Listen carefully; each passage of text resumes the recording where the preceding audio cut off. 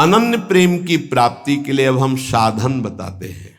बाबा कह रहे हैं पहले अपने इष्ट देव की बाह्य मूर्ति सेवा विराजमान करनी चाहिए, या नाम सेवा सेवा विराजमान करनी चाहिए, और उस बाह्य सेवा को साक्षात समझ करके करना चाहिए। साक्षात समझ कर, साक्षात विराजमान है ऐसा भाव। बाह्य पूजा के साथ साथ मानसिक सेवा का बहुत बड़ा योग है, और यह बाह्य सेवा से ही मानसिक सेवा प्रारंभ हो जाती है।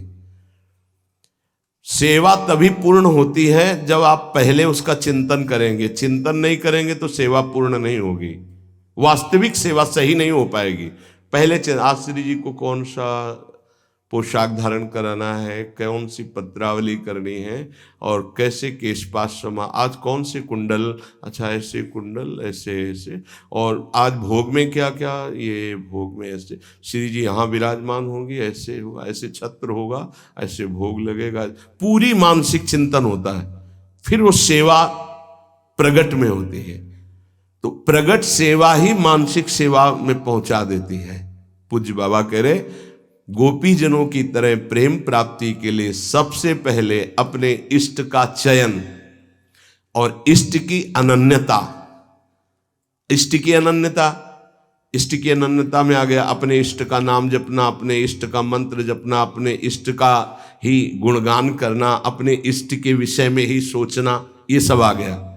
फिर इष्ट के श्री विग्रह की, मूर्ति की, छवि की, नाम की सेवा विराजमान करना, और जैसे गृहस्थ है तो जितने याम कर सके, जितना कर सके, लेकिन अगर विरक्त है तो 8 पहर की सेवा।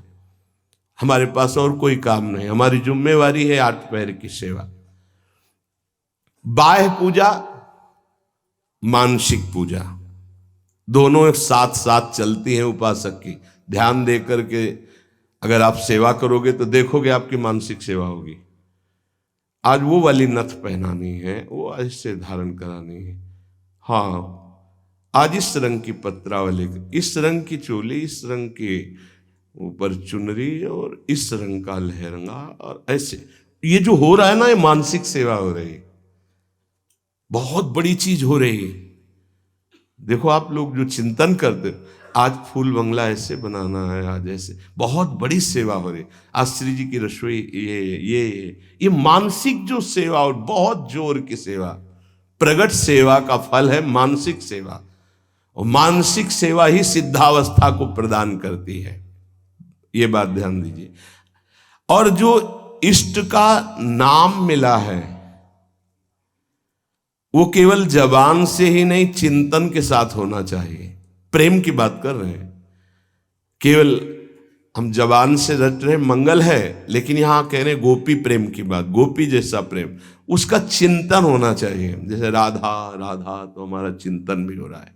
बाह्य जप से बहुत समय लगेगा, जब बाह्य जप और आंतरिक चिंतन दोनों एक साथ होंगे, बहुत जल्दी वासनाओं का नाश होकर आनंद की उत्पत्ति होती है। केवल बाह्य जप से बहुत काल के बाद लाभ मिलता है, बाह्य जप के साथ आंतरिक ध्यान से बहुत जल्दी लाभ प्राप्त होता है। इष्ट देव का चयन, इष्ट देव की अनन्यता, इष्ट देव की प्रगट सेवा, मानसिक सेवा, और इष्ट देव का नाम ध्यान सहित जप, और इष्ट देव के ही गुणों का चिंतन करना। हमारी श्री जी का ऐसा स्वभाव, हमारे लालजू का ऐसा स्वभाव, उन्हीं की तरफ चिंतन करना। अन्य सब संबंध चिंतन को छोड़ना गोपी प्रेम की प्राप्ति है। महाराज जी सुनते हैं श्री सुखदेव जी का वैराग्य बहुत तीव्र और उच्च कोटि का था। क्या ऐसा कोई साधक वैराग्य नहीं धारण कर सकता? इस कोटि का वैराग्य क्या साधु के अंदर, साधक के अंदर नहीं आ सकता? निश्चित आ सकता है, पर ये सकामी साधक के अंदर नहीं, विषयी साधक के अंदर नहीं। जो निष्काम भाव से दृढ़ निश्चयी है कि केवल शरीर पोषण के लिए वस्त्र और भोग आदि, जो प्रारब्धवशात, कोई चाह नहीं, उसके हृदय में तीव्र वैराग्य जागृत होता है। दृढ़ लक्ष्य, दृढ़ निश्चयी, शरीर की भी परवाह नहीं, नहीं खान पान ते भावे है, नहीं कोमल वसन सुहावे है, सब विषय लगे ते खारा है, हरि आशिक का मग न्यारा है।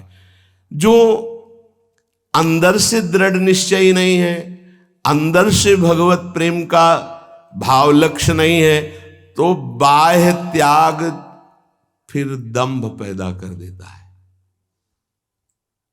दिखावटीपना फिर आने लगता है, जो बहुत ही साधक के जीवन में धोखा पैदा कर देता है। ये बुद्धि है बहुत जल्दी सिद्ध होना चाहती, फिर वो नाटक शुरू कर देता है, बहुत शास्त्र विरुद्ध आचरण होने लगते हैं।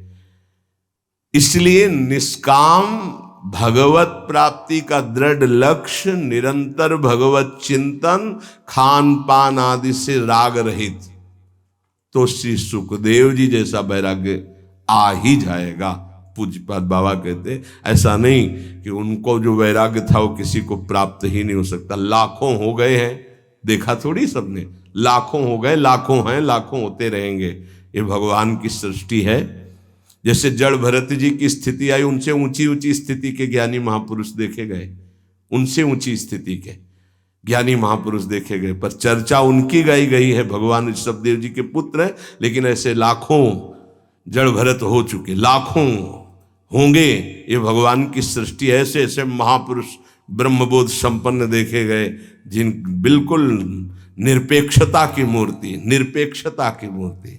हाँ, जिस दिन से सन्यास हुआ कभी वस्त्र ही नहीं धारण किया, दिगंबर, गंगा जी का किनारा वही, और ऐसा सरल स्वभाव कि मतलब देखने से ऐसा लगता था देखता ही रहे कोई। ऐसे सब जटा, सब बाल, से दिगंबर बैठे हुए, वो भोला बालक जैसा चेहरा, वो तपस्या के धनी, बड़े बड़े धर्म सम्राट करपात्री जी आदि साष्टांग दंडवत करते। असनी गंगा किनारे स्वामी श्री अनंग बोधाश्रम स्वामी, सेनपुर स्वामी श्री मग्नानंद सरस्वती जी, नजफगढ़ श्री स्वामी ओंकारानंद, ये गंगा का किनारा ना, एक से एक महापुरुष, सिद्ध महापुरुष। पूज्य बाबा, ये भगवान की प्राप्ति भगवान की इच्छा पर निर्भर है या पुरुषार्थ पर निर्भर है?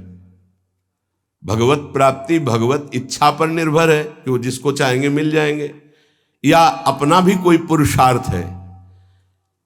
भगवान की आज्ञा का पालन करते हुए जो पुरुषार्थ करता है उसी को भगवत प्राप्ति होती है। ये कायरता नहीं कि बैठे भगवान की इच्छा होगी तो भगवान मिल जाएंगे, ऐसे कभी नहीं होगा। देखो जो वर्णन कर रहे हैं महापुरुष है, भगवान की आज्ञा का पालन करते हुए भगवत प्राप्ति के लिए बहुत प्रयासशील, जितनी हम में सामर्थ्य है, निश्चित उसको ही भगवत प्राप्ति होती है।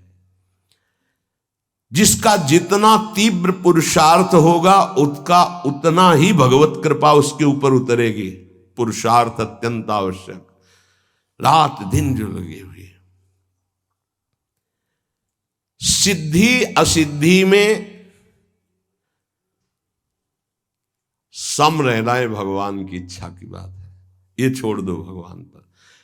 फल की सिद्धि असिद्धि में हमारा प्रयास पूरा रहेगा, उसी को भगवत प्राप्ति होगी। सिद्धि असिद्धि में सम रहो, लाभ मिला कि नहीं मिला, फायदा हुआ कि नहीं, इस पर सम रहो, इस पर ध्यान मत दो। तुम पुरुषार्थ करते रहो, प्रयास करते रहो, निश्चित तुम्हें भगवत प्राप्ति हो जाएगी, पक्का। देखो ये पूरे जीवन की यात्रा की बात है, 4 दिन में सुधरने वाले नहीं हैं। विश्वास हमारी बात पर करना, ये कोई छोटे मोटे शत्रु नहीं है, नहीं तो तुम्हारी साधना फिर ढीली हो जाएगी कि 2 साल हो गए, अभी तो हम काम विजयी नहीं हुए, क्रोध विजयी नहीं हुए, अभी हम लोभ विजयी नहीं हुए, मोह विजयी। छोड़ो ये सब बातें, तुम भजन का पुरुषार्थ करो, जैसी स्थिति है वैसे शांत रहो, शांति से ये नष्ट हो जाएंगे। निरंतर भगवान के स्मरण में लगे रहो। भक्तों की ये मान्यता फल पर होती है कि भगवान जैसा चाहे, लेकिन पुरुषार्थ पर नहीं। हमें जो समय, जो दिनचर्या, जो भजन, उस पर हम कायर बन करके नहीं बैठेंगे अब जैसा भगवान, नहीं। उसके लिए हमें जो गुरुदेव ने आज्ञा करी, जो दिनचर्या, जो भजन, उस पर तत्पर रहेंगे। आप बहुत जोर देते हैं भजन पर, तो भजन किसे कहते हैं? अर्थात हम किसको माने कि भजन हो रहा है? उत्तर, अंतःकरण में निरंतर अपने इष्ट का गाढ़ चिंतन होना भजन कहा जाता है। अंतःकरण शब्द बोला है,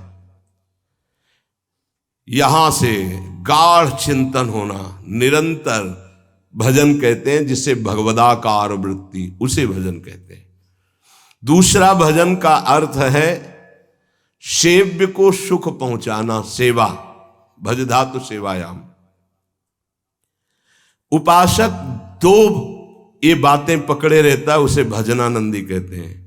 अंतःकरण से अपने इष्ट का गाढ़ चिंतन, वो रूप का हो, नाम का हो, मंत्र का हो, और शरीर से प्रकट सेवा में प्रतिपल लगे रहना, ये दो वृत्ति जिसके अंदर है वो भजनानंदी है। सेवा में चाहे वो गृहस्थी की सेवा हो, व्यापार हो, नौकरी हो, किसानी हो, या विरक्ति की सेवा में जो भी सेवाएं हैं, शरीर से प्रतिपल सेव्य को सुख पहुंचाने के लिए सेवा, और हृदय से प्रतिपल आराध्य देव का स्मरण, इसी का नाम भजन है। और यही भजन परमानंद प्रदान करता है, यही भजन महापुरुष बना देता है, यही सेव्य के समान कर देता है। प्रभु सेव्य है, प्रभु के समान कर, ब्रह्मविद ब्रह्मयु भवति। तो भजन क्यों करना चाहिए? अपना कमाते हैं, खाते हैं, जी रहे हैं, क्यों भजन करें? भजन इसलिए करना चाहिए कि हम अवगुणी हैं जन्म जन्मांतर से, अवगुण छोड़ने के लिए। हमारे अंदर बड़ी नीच वासनाएं हैं, उन वासनाओं का नाश करने के लिए। हम बड़े हीन विचार वाले हैं, उन विचारों का नाश करने के लिए। हमें हर तरफ से दुख ने घेर रखा है, उस दुख का नाश करने के लिए, जन्म मरण से छूटने के लिए ये हमें भजन करना है। हम जिसका भजन करते हैं उसके सारे सद्गुण हमारे अंदर आ जाते हैं। अतः हमें नाशवान वस्तु व्यक्ति का भजन नहीं करना, अविनाशी का भजन करना है। वो है श्री भगवान। भजन करने से सबसे बड़े भगवान है तो सबसे बड़ा बन जाता है। ये दीनहीन विचार, ये दुख, ये दुविधा, ये संशय, दरिद्रता, जन्म मरण, ये सब कूड़ा करकट खत्म हो जाता है। इसलिए भजन करना अत्यंत आवश्यक है। भजन करना अत्यंत आवश्यक है। इससे विशेष लाभ क्या होता है? भजन से विशेष लाभ यह होता है कि जहां से हम बिछुरे थे वहीं हम पहुंच जाते हैं। कहां से बिछुरे हैं? प्रभु से। ममैवांशो, कितना गलत हो गया है। भगवान ऐसा लगता है कोई और है, और संसार लगता है ये मेरे, और वो के ममैवांशो, वो मेरे पिता है, मेरे स्वामी, मेरे प्रीतम, मेरे सब कुछ, और उनको मैं भूल गया। ये बात जानने के लिए जब हम भजन करते हैं तो हमारे हृदय में आ जाता है कि हमारे प्रभु हैं। फिर जो सुख प्राप्त होता है वो कभी किसी लोक और भोग में नहीं प्राप्त हो सकता। प्रेम स्वरूप हमारे इष्ट है तो हमारा प्रेम स्वरूप जागृत हो जाता है। भजन का लाभ है भगवान से बिछुड़े थे भगवान से मिल जाना। अगर भजन ना करे तो, पहले कहा भजन क्यों करना चाहिए, अब कह रहे हैं अगर भजन ना करे तो, अगर भजन नहीं करोगे तो विषय फंसा लेंगे, काम क्रोध लोभ मोह मद, और तुम्हारी दुर्गति कर देंगे। ये क्षण भंगुर विषयों का चिंतन होगा, क्षण भंगुर विषयों का भोग होगा, तो तुम्हें एक क्षण भी सुख का अनुभव नहीं होगा, दुख ही दुख तुम्हें घेर लेगा। अतः निरंतर भजन करने के लिए इसीलिए कहा जाता है कि कोई विषय चिंतन न बने, कोई विषय क्रिया ना हो, कोई विषय हमें दुख में फंसा ना पावे। सबसे बड़ा लाभ निरंतर भजन है। भजन करने का अधिकारी कौन है? बहुत बड़े ज्ञानी प्रश्नकर्ता श्री अखंडानंद सरस्वती जी। भजन करने का अधिकारी कौन है बाबा? सब भजन करने के अधिकार, सबका अधिकार है भजन करने। बाल बच्चा कोई भी, पुरुष नपुंसक नारी वा जीव चराचर कोय, सर्वभाव भज कपट तज मोहि परम प्रिय सोय। बाबा ये भजन करने वालों में भी पाप कर्म देखे जाते हैं, ये क्यों नहीं छूटते हैं? भजन तो सब पापों का नाश कर देता है, फिर भजन करने वालों से पाप कर्म क्यों नहीं छूटते? क्योंकि वो सही भजन नहीं करते। बहुत ध्यान से समझना, वो विषय चिंतन करते हैं, विषय भोग करते हैं, उस समय भजन छोड़ देते हैं, जिससे पाप बनता है, भजन में अरुचि होती है। हम इसीलिए तो कह रहे हैं निरंतर भजन करो, विषय चिंतन मत करो। जो भजन भी करता है और विषय चिंतन और विषय भोग भी करता है, उसको जन्म जन्मांतर लग जाएंगे, बाबा कह रहे हैं। क्योंकि जन्म जन्मांतर इसी से होते चले आ रहे हैं, बार बार विषय चिंतन, बार बार विषय भोग। इसीलिए तो हम कहते हैं भैया, एक जन्म का सारा मेहनत समय इस बात में लगा लो कि विषय चिंतन न होने पावे, पाप कर्म न होने पावे, भजन बन जाए। हम अगर एक जन्म प्रभु को दे देते तो अनंत जन्मों की बिगड़ी बन जाती, तो घाटा थोड़ी है, लाभ ही लाभ है। जितना समय भजन नहीं करेंगे उतना समय मन विषय चिंतन करेगा और आपके द्वारा पाप कर्म हो ही जाएगा। पाप कर्म होगा तो सबसे पहले गुरु में अश्रद्धा होगी, फिर इष्ट भजन में अरुचि होगी। ये उसका लक्ष्य। कहीं भी अपराध करो, वो पहले आपके गुरु संबंध को तोड़ेगा, तभी तुम्हारे ऊपर प्रहार कर सकता है। नहीं, गुरु कृपा पात्र पर प्रहार नहीं कर सकती माया। पहला कार्य करेगी, गुरु संबंध छुड़वाएगी, इष्ट चिंतन छुड़वाएगी। इसलिए हम कहते हैं जितना जितना समय तुम विषय चिंतन में देते हो, अगर वो भी भजन में दे दो तो पाप छूट जाएंगे, नहीं तो पाप कर्म होते रहेंगे, भजन का अनुभव नहीं होगा। कहा जाता है कि भजन करने वाला एकांत सेवन करे। इसका मतलब क्या होता है? क्योंकि हम जब वृत्ति को एक ईश्वर में, प्रभु में लगाना चाहते हैं, तो यदि हम ज्यादा भजन विरोधी व्यक्तियों का संग करेंगे, व्यवहार करेंगे, खान पान करेंगे, तो हमारी वृत्ति भजन में नहीं लगेगी। हमारा खान पान, हमारा व्यवहार एकांतिक होना चाहिए। कैसा एकांतिक? हम 501 ही प्रभु का नाम जपने वाले पा रहे हैं तो हम अकेले पा रहे हैं, ऐसा समझ लो। और 2 व्यक्ति हैं, एक विषयी है, प्रपंची है, तो मान लो हमारा भारी कुसंग हो रहा है। हम 500 में भी एक हैं और वहां एक में भी हम भारी प्रपंच में फंसे हुए हैं। ये एकांतिक भाषा को समझ लीजिए। हम इतने लोग बैठे हैं इस समय, सब एकांत है। बोलो किसके मन में क्या चल रहा है? एक प्रभु की चर्चा सुन रहे तो हम सबका मन एक ही है। एकांत का मतलब होता है अपने इष्ट के अनुरागियों का ही संग करना, अपने इष्ट में ही प्रीति हो ऐसा खान पान व्यवहार करना। इष्ट विरोधी वृत्ति, इष्ट विरोधी व्यक्ति, इष्ट विरोधी व्यवहार, इसका त्यागी सदैव एकांतिक ही माना जाता है। एकांत में कमरे में पड़ा है, इष्ट विरोधी चिंतन कर रहा है, प्रपंची एक केवल साथ चल रहा है, वो इष्ट विरोधी व्यवहारी है, प्रपंच। 1000 लोग एक साथ बैठे हुए हैं इष्ट के अनुकूल, वो एक माना जाएगा। वैसे मुख्य बात भजन करने वालों को क्या नहीं करना चाहिए? तो मुख्य बात है प्रवृत्ति में रहने वाले लोगों का संग नहीं करना चाहिए। प्रवृत्ति विषय भोगों में। पूज्य स्वामी जी ने पूछा भजन करने वाले को मुख्य सावधानी क्या रखनी चाहिए? तो बोले मुख्य सावधानी है कि प्रवृत्ति में रहने वालों का संग नहीं करना चाहिए भजनानंदी को। क्यों? एक प्रवृत्ति देखी मैथुन धर्म की सौभरी जी ने, तो 50 ब्याह किए।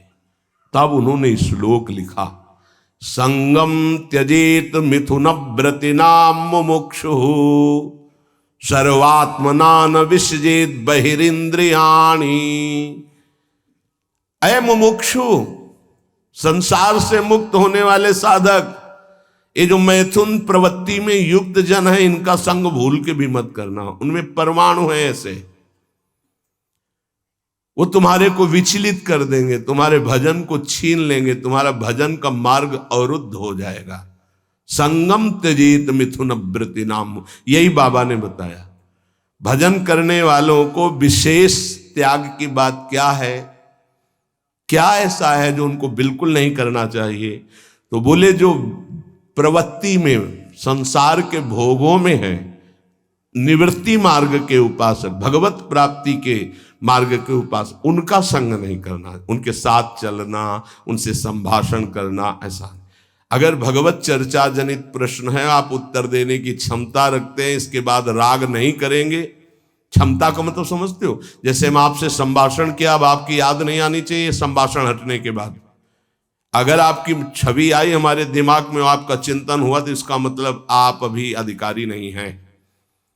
लाखों से संभाषण हो, लेकिन सब में राधा वल्लभ लाल की ही स्मृति रहे। राधा वल्लभ लाल एकांतिक में ध्यान में रहने चाहिए, एक भी छवि बाहरी नहीं आनी चाहिए, तब वो अधिकार प्राप्त होता है समाज सेवा का उपासक को। अधिकाधिक भजन में प्रवृत्ति करने वाले को ऐसे संग का त्याग करना चाहिए। बहुत जोरदार का संग होता है प्रपंच का। जैसे संत संग की महिमा है, ऐसे प्रवृत्ति मार्ग के संग की भी महिमा है। सीधे प्रवृत्ति में उतार देते हैं, सीधे प्रवृत्ति में। बहुत सावधान, बहुत सावधान। ये महापुरुष जन ऐसे नहीं बोल रहे, बहुत सावधान। प्रवृत्ति मार्ग के जनों का संग करना सबसे ज्यादा त्याज्य विषय भजन करने वालों को है, ये ध्यान रखें। बहुत तरह से फंसाव हो जाते, बहुत तरह से जलना पड़ता है, जलना पड़ता है, महसूस होता है कि हमने गलत किया, जो हमने स्वीकार किया वो गलत किया, महसूस होता है। पर एक बार स्वीकृति हो गई तो कुछ भी हो, इनका बेड़ा पार होना चाहिए। जिद्दी स्वभाव संतों का होता है, पर महसूस होता है। जब तक वैराग्य की प्रबल भूख न जागृत हो जाए और जब तक भगवत प्राप्ति का दृढ़ लक्ष्य न हो जाए, तब तक संग नहीं करना चाहिए। नहीं, रंग जो है वही चढ़ेगा जैसा हम करते हैं। महाराज सकाम भक्ति सुनते हैं और निष्काम भक्ति सुनते हैं, तो इसका क्या मतलब है? सकाम भक्ति और निष्काम भक्ति का अंतर क्या है? जो केवल प्रभु को चाहता है उसे निष्काम भक्त कहते हैं, और जो प्रभु से चाहता है उसे सकाम भक्त कहते हैं।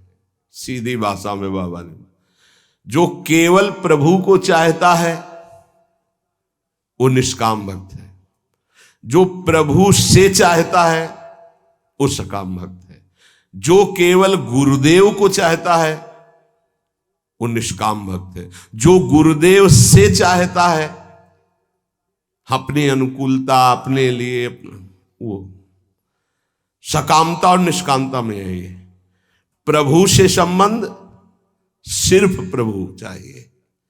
प्रभु का वैभव, प्रभु से कुछ नहीं, सिर्फ प्रभु से प्रभु चाहिए। आप चाहिए, आप गुरुदेव से सिर्फ गुरुदेव चाहिए। आप अपने स्वरूप में स्थित हैं, आप अपने स्वरूप का बोध करा दीजिए। जो हम आपकी शरण में हुए हैं, हम आप में तदात्म हो जाएं, बस आपसे और कुछ नहीं चाहिए। केवल प्रभु से कोई चाहना, प्रभु से प्यार ना होना सकामियों का लक्षण है। प्रभु से कुछ न चाहना, केवल प्रभु से प्यार करना, यह निष्कामियों का लक्षण है। ऐसे बड़े बिरले निष्काम। और महाप्रभु अपने धर्म के लिए तो कहते हैं, सबसे पहले कह रहे सबसो हित निष्काम मति, कोई चाह नहीं। सुना है कि परा भक्ति और ज्ञान में कुछ अंतर रहता है या नहीं? आपका क्या विचार है? क्योंकि पराभक्ति और ज्ञान दोनों अलग अलग है, पर है कैसे? तो हम तो नारायण स्वामी के विचार को ही स्वीकार करते हैं। पूज्य बाबा कह रहे हैं पराभक्ति और ज्ञान में तनिको नाही भेद, नारायण मुख्य प्रेम है, कहे संत अरु वेद। जब पराभक्ति को उपासक प्राप्त होता है तो उसमें शुद्ध ब्रह्म बोध भी रहता है और भगवत प्रेम भी रहता है। ये बड़े आश्चर्य की बात है। गीता जी में तो संकेत रूप में बोध को ही प्रधान कहा। ब्रह्मभूता प्रसन्नात्मा न शोचति न कांक्षति, समा सर्वेषु भूतेषु मद भक्तिम लभते पराम। मेरी पराभक्ति का परम लाभ क्या हुआ कि ब्रह्मभूत हो गया। और बाबा नारायण स्वामी के दोहे से कह रहे कि पराभक्ति में एक चमत्कार विशेष ये होता है कि उसे ब्रह्मबोध भी हो जाता है, आत्मस्वरूप का बोध भी, और भगवत प्रेम भी हो जाता है। पराभक्ति और ज्ञान में तनको नाही भेद, इतना है कि इसमें मुख्य प्रेम भगवदाकार भी रहता, स्वरूप बोध भी हो जाता है, जो पराभक्ति को प्राप्त हो जाता है। भगवत प्राप्ति के अनेक मार्ग हैं। एक पुरुष के द्वारा कई मार्गों में नहीं चला जा सकता, इसलिए साधक एक मार्ग का चयन कर ले और अपने गुरु प्रदत्त भजन भक्ति का विस्तार करे, आगे बढ़ाता चला जाए। इतना जरूर ध्यान में रहे कि भक्ति में विषय सुख नहीं है। अगर विषय सुख की आकांक्षा करेगा तो भक्ति अंतर्ध्यान हो जाएगी। ऐसा मान ले कि हमारे भाग्य में नहीं है, मान लो ना, पर बड़े भाग्य हैं, कोई भाग्यहीन थोड़ी हो। ये जो विषय सुख है ये तो पापियों को भी प्राप्त है। सुत दारा धन लक्ष्मी पापियों के घर होए, संत समागम हरि कथा तुलसी दुर्लभ। तो तुम्हारा दुर्भाग्य नहीं है, तुम उससे हंसने के लिए तैयार हो रहे हो, उसके साथ खेलने के लिए तैयार हो रहे हो, जो बड़े बड़े मुनियों के भी ध्यान में नहीं आते। तुम्हारे भाग्य ऐसे नहीं है। ध्यान मुनि मन ध्यान धरत, थोड़ा अपने लक्ष्य की तरफ। और जब निकस कुंज ठाढ़े भय और भुजा परस्परंस, जब इनको तुम देखोगे तब कैसा होगा? आनंद समुद्र प्रिया प्रीतम। उपासक विषय सुख भक्ति में बहुत बाधक है। जिसको भक्ति की सिद्धि करनी है, प्रेम प्राप्त करना है, तो विषय सुख से बचना चाहिए। मन में लागी चटपटी कब निरखूं घनश्याम, तो नारायण भूल्यो सभी खान पान विश्राम।